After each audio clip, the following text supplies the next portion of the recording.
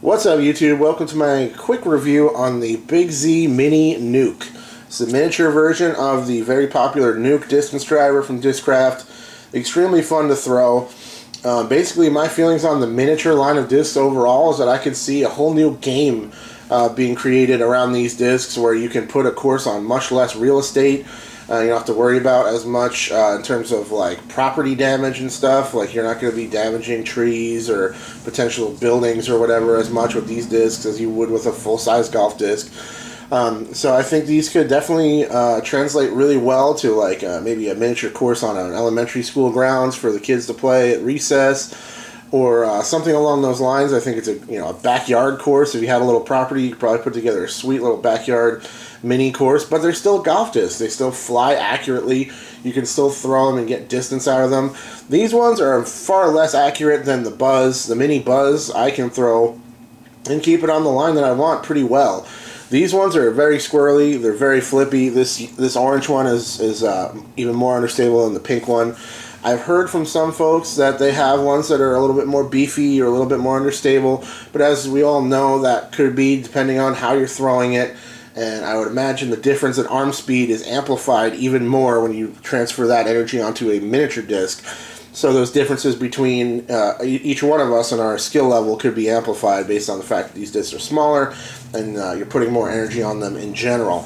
These are extremely fast. They go really far. The first couple times you throw one, you're probably going to smile and laugh to yourself just how ridiculous it is to watch them just rip out of your hand and just go flying super far.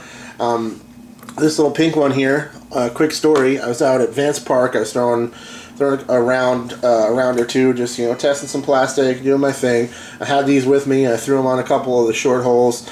Then I decided to throw them on hole 9. It's one of the longer holes on the course, probably around 300, maybe shy of 300. And I threw a couple of real golf discs, including the one I was going to play for my shot.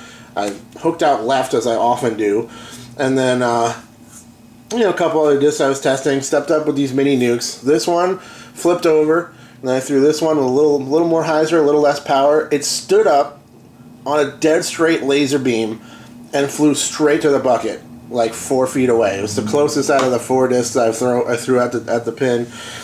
This mini nuke was right there, and I was really stoked on it.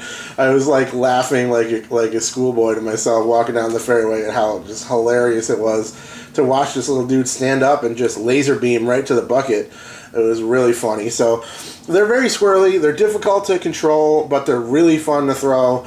So it doesn't really matter. I definitely recommend checking them out if you guys are disc golfers, especially Discraft throwers, or if you have the Mini Buzz and you enjoyed throwing that.